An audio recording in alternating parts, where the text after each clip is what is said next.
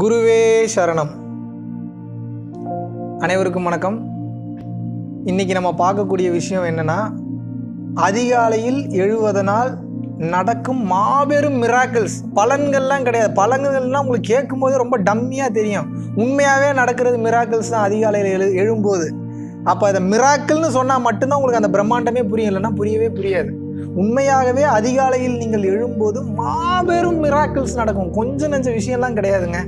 ஏன் இதை சொல்கிறேன் அப்படின்னா, பெரும்பாலான மனிதர்கள் அதிகாலையில் எழுதக்கூடிய அந்த ஒரு பழக்கத்தை வச்சுக்கிறது இல்லை. ஆசைப்படுவாங்க, அதிகாலையில் எழுதணும்னு நினைப்பாங்க. ஆனால் அந்த தூக்கம் போட்டு ஒரு அழுத்தும் பாருங்கள், எந்திரிக்கவே முடியாது. என்ன நினச்சிங்கனாலும் எந்திரிக்க முடியாது.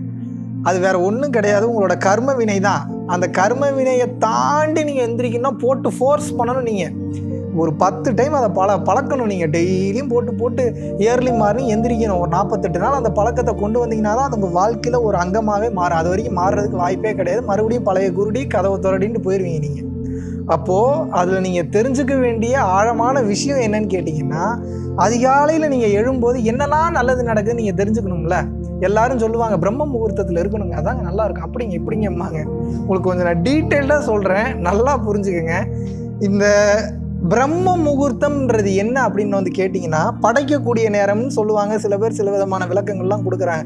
ஒருத்தங்க 4 to 5 பிரம்ம முகூர்த்தம்ன்றாங்க. ஒருத்தங்க வந்து பார்த்தீங்க அப்படின்னா 4:10 5:10 அப்படிம்பாங்க. உண்மையான பிரம்ம முகூர்த்தம் டைம் என்னன்னு வந்து கேட்டிங்கன்னா 3:20 கரெக்டாக அந்த ஒரு 4 மணிக்குள்ளே இருக்கக்கூடிய அந்த டைமை தான் உண்மையான பிரம்ம முகூர்த்தம் அப்படிம்பாங்க. அதுக்கப்புறமா எஃபெக்ட் இருக்கும். பட் இந்த 3:20 இருக்கக்கூடிய அந்த எஃபெக்ட்டு அதுக்கப்புறம் கொஞ்சம் கம்மியாக தான் இருக்கும். என்ன காரணம்னு தெரியுங்களா?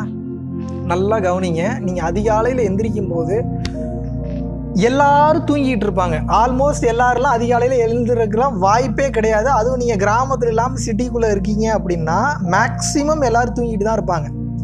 எல்லாரும் தூங்கிட்டு இருக்கும்போது என்ன ஆகும்னா, தூக்க நிலையில் முக்கால்வாசி மனிதர்கள் இருக்கும்போது இந்த பிரபஞ்சத்தோட ஆற்றல் மேலோங்கி இருக்கும். எப்படி மேலோங்கி இருக்கும்னு சொல்கிறேன், கவனிங்க. உங்களுடைய எண்ண அலைகள் இருக்குது பார்த்தீங்களா? தாட்ஸ் ஓடிக்கிட்டு இருந்ததுன்னா அந்த எண்ண அலைகள் ஓடிக்கிட்டே இருக்கும். ஒரு எக்ஸாம்பிளுக்கு, இப்போ நான் இங்கே உட்காந்துக்கிட்டே இருந்து இவங்க என்னை பார்க்கணும் நான் நினச்சிக்கிட்டே இருந்தேன்னா கொஞ்ச நேரத்தில் அவங்க உங்களை பார்த்துருவாங்க. ஏன் பார்க்குறாங்க? இதுக்கு ஒரு கனெக்டிவிட்டி இருக்குது. நீங்கள் பார்க்கணுன்ற அந்த எண்ண அலைகள் ஒரு வேவ்ஸாக க்ரியேட் ஆகி அந்த வேவ்ஸ் போய் அவங்கள போய் தாக்கும். அது இங்கே இருந்தாலும் சரி, எங்கே இருந்தாலும் சரி. ரொம்ப தூரத்தில் இருக்காங்கன்னா ரொம்ப ஃபோக்கஸ்டாக கான்ஷியஸ்னஸாக நீங்கள் கனெக்ட் பண்ணிங்கன்னா அது அவங்களுக்கு கேட்டுரும். டெலிபதி ஆகிடும், ஷியோராக ஆகும். இப்படி தான் டெலிபதின்றதெல்லாம் நடக்குது. அப்போது அந்த எண்ண அலைகளுக்கு அந்த சக்தி இருக்குது. இப்போ ரோட்டில் போகிறீங்க, ஒரு மாங்காய் கடை இருக்குது. ஒரு மாங்காய்காரன் வந்து என்ன பண்ணுறான் அப்படின்னா, இன்றைக்கி யாராவது மாங்காய் வாங்கணுன்ற வைப்ரேஷனை போட்டுக்கிட்டே இருப்பான்.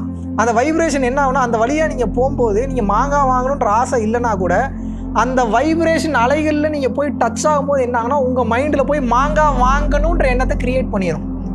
சப்போஸ் நீங்கள் வந்து அவனோட எனர்ஜி லெவலோட கம்மியாக இருக்கீங்கன்னு வைங்க, நீ ரொம்ப சட்டில்டான ஸ்டேஜில் இருக்கீங்கன்னா சீக்கிரம் மாங்காய் வாங்கிடுவீங்க. ஆனால் மாங்காய் வாங்கணுன்ற அவனோட எனர்ஜி லெவலை விட உங்களோட எனர்ஜி லெவல், நான் கோயிலுக்கு போகணும், இங்கே போகணும், அங்கே போகணுன்றது ரொம்ப அதிகமாக இருந்ததுன்னா மாங்காய் நீங்கள் வாங்க மாட்டீங்க. ஸோ எந்த எனர்ஜி அதிகமாக இருக்குன்றது தான் கான்செப்ட். புரிஞ்சுதா? ஸோ எண்ண அலைகளுக்கு அவ்வளோ சக்தி இருக்குது. பகலில் விழித்து கொண்டு இருக்கும்போது எண்ண அலைகள், பல கோடி மனிதர்களோட எண்ண அலைகள் காத்தா கலந்து ஓடிக்கிட்டே இருக்கும். அப்போ நிம்மதின்ற அந்த ஒரு சட்டில்டு ஸ்டேஜுக்கு நீங்கள் வரவே முடியாது. ஆனால் இதுவே அதிகாலை நேரத்தில் என்ன ஆகுனா, எல்லாரும் தூங்கிட்டு இருப்பாங்க, எண்ண அலைகளோட ஓட்டமே இருக்காது, ரொம்ப பிளெயினாக இருக்கும். இந்த பிரபஞ்சத்தோட சக்தி மேலோங்கி இருக்கும். இவ்வளோதான் கான்செப்ட். அந்த நேரத்தில் நீங்கள் எதாவது உட்காந்து தியானம் பண்ணிங்கன்னா அதில் 100% ரிசல்ட் இருக்கும். அந்த நேரத்தில் உட்காந்து கதை எழுதுறீங்கன்னா 100% ரிசல்ட் இருக்கும். அந்த நேரத்தில் உட்காந்து படம் வரைகிறீங்கன்னா 100% ரிசல்ட் இருக்கும். அந்த அதிகாலையில் உட்காந்து ஏதாவது ஒரு நல்ல விஷயத்தை பற்றி நினைக்கிறீங்கன்னா 100% ரிசல்ட் இருக்கும். அந்த அதிகாலையில் உட்காந்து என் வாழ்க்கையை நான் இன்னும் எப்படி சிறப்பாக வாழ்கிறதுன்னு நீங்கள் நினச்சிங்கன்னா 100% ரிசல்ட் இருக்கும். அந்த பிரம்மனே வந்து ஹெல்ப் பண்ணுவார்னு சொல்கிறாங்களா, அதுக்கு கான்செப்ட் வேறு ஒன்றும் கிடையாது. பிரம்மன் இறங்கி வரமாட்டார். அந்த நேரத்தில் புதிதான எண்ணங்கள் உதயமாகும். அந்த கிரியேட்டிவிட்டி ஃப்ளோ ஆகும், அப்படியே ஓவர் ஃப்ளோ ஆகும். அது காரணம் என்னென்னா, மற்றவங்களோட எண்ண அலைகள் உங்களை டிஸ்டர்ப் பண்ணாமல் இருக்குது.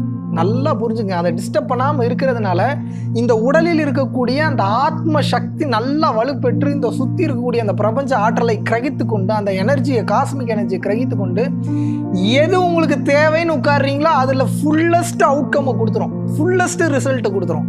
அதனால தான் வந்து பார்த்தீங்கன்னா ஏஆர் ரஹ்மான்லாம் நீங்கள் கேட்டிங்கன்னா நல்லா கவனிங்க, அதிகாலையில் உட்காந்து மியூசிக் போடுவாராம். நல்ல விஷயம் தெரிஞ்ச ஆளுங்க எல்லாருமே, மிகப்பெரிய விஷயங்களை சாதிச்சவங்க எல்லாருமே கேட்டு பாருங்க, கவனிச்சு பாருங்க, அதிகாலையில் எழக்கூடிய பழக்கம் இருக்கும்.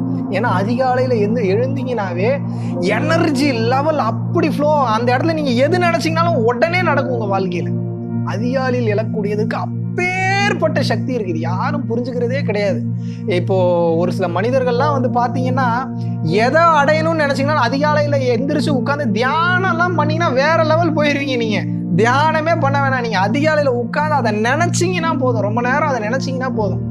அது தூக்க நிலைக்கும் விழிப்பு நிலைக்கும் இடைப்பட்ட நிலை ஆல்பா நிலைன்னு சொல்லுவாங்க. அது ஒரு ஒரு ஒரு போதையான ஒரு மயக்கமான ஒரு நிலை. அந்த நிலை எது நினைச்சீங்கனாலும் அது உங்களோட ஆள் மனசுல அப்படியே போய் உட்காரும். அந்த ஆள் மனசுல இருக்கக்கூடிய அந்த சக்தி, அந்த வைப்ரேஷன் வெளிப்பட்டு இம்மிடியேட்டா அது உங்களுக்கு நடத்தி கொடுத்துரும். இதனாலதான் அதிகாலையில எழுங்க எழுங்க எழுங்கன்றாங்க. இதை புரியாம பல மனிதர்கள் கஷ்டப்பட்டு கொண்டு, கவலைப்பட்டு கொண்டு, வாழ்க்கை எப்படி வாழ்றதுன்னே தெரியாம இருக்காங்க. நீங்க இந்த அதிகாலை எழக்கூடிய விஷயத்தை மட்டும் நீங்க எப்படியாவது உயிரை கொடுத்து நீங்க பிராக்டிஸ் பண்ணுங்க. அதிகாலையில் எந்திரிச்சு பழகிட்டீங்கன்னா போதும், எல்லாம் உங்க வீடு தேடி வந்துடும். இது ஷியோரா நடக்கும். It will take some time, but not more time, but it will definitely happen for sure.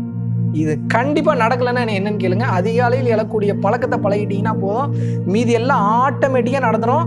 ஆனா இதுக்கு கொஞ்சம் ஃபோர்ஸ் பண்ணி நீங்க பழக்கத்தை கொண்டு வரணும், இல்லைன்னா அவ்வளோ சீக்கிரம் அது நடந்துடாது. ஏன்னா இது இறைவனோட சமாச்சாரம். அது டக்குலாம் அந்த பாதையில் நீங்க போறதுக்கு வாய்ப்பே கிடையாது. யோசிங்க, திங்க் பண்ணுங்க, வாழ்க்கையில் அப்ளை பண்ணி பாருங்க, அப்புறம் பாருங்க மிராக்கிள்ஸ் எப்படி நடக்குது.